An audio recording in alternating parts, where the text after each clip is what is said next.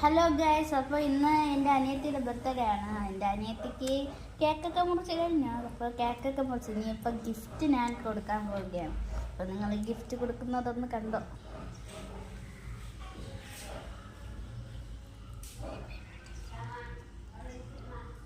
Happy birthday അന്ന.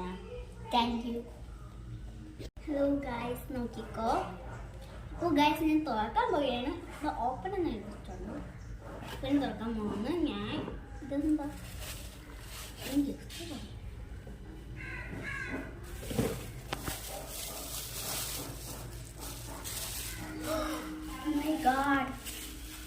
ഇതാണ് guys നമ്മുടെ gift വന്നിട്ട് കേട്ടോ.